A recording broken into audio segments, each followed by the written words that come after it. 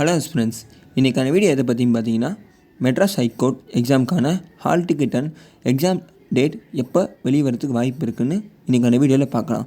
அது மட்டும் இல்லாமல் நம்மக்கிட்ட இருக்கிற தமிழ் ஸ்டடி மெட்டீரியல் பற்றி ஃபுல்லாக எக்ஸ்பிளைன் பண்ணுறேன். சரி வாங்க வீடியோக்குள்ளே போகலாம். நம்ம சேனலில் ஃபஸ்ட் டைம் இப்போ தான் பார்க்குறீங்கன்னா மறக்காமல் லைக் அண்ட் சப்ஸ்கிரைப் பண்ணுறேங்க.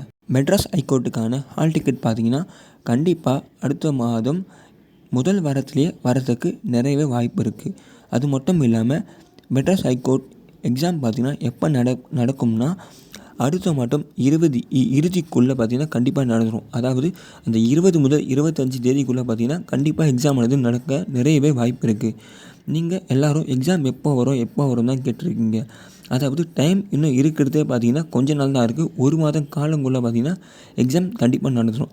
நீங்கள் இன்னும் கண்டிப்பாக படிக்காமல் இருப்பீங்க, நிறைய பேர் படித்தும் மறந்துருப்பீங்க. அதாவது மேக்ஸ் பார்த்திங்கன்னா நிறைய டைம்குள்ளே போட்டு பார்க்கணும், தமிழும் பார்த்திங்கன்னா நிறைய படிக்கணும். அதெல்லாம் நீங்கள் படித்து ப்ரிப்பேர் பண்ணுங்கள். கண்டிப்பாக எக்ஸாம் அடுத்த மாதம் கண்டிப்பாக நடந்துடும். மறக்காமல் நம்மக்கிட்ட இருக்கிற தமிழ் மெட்டீரியல் நான் ஃபுல்லாக எக்ஸ்பிளைன் பண்ணுறேன். வீடியோவும் மறக்காமல் ஃபுல்லாக பாருங்கள்.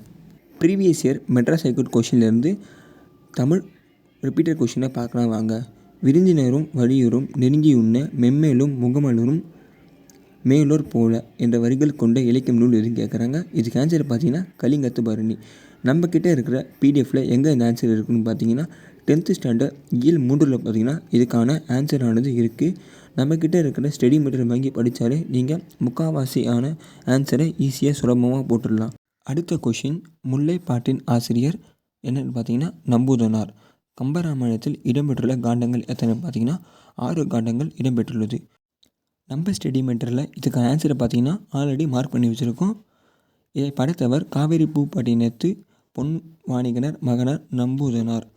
அடுத்து பார்த்தீங்கன்னா கம்பராமாயணத்தில் 6 காண்டங்கள் உடையதுன்னு சொல்லிட்டு அடுத்த நூல் வெளியில் பார்த்தீங்கன்னா நம்ம தெளிவாக மார்க் பண்ணியிருப்போம். நம்மக்கிட்ட இருக்க ஸ்டடி மெட்டீரியலை வாங்கி நீங்கள் படித்தாலே போதும்.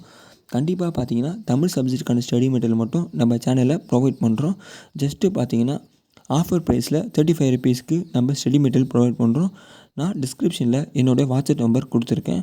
ஜஸ்ட் அந்த நம்பருக்கு பார்த்தீங்கன்னா ஹாய்னு மெசேஜ் பண்ணுங்கள்.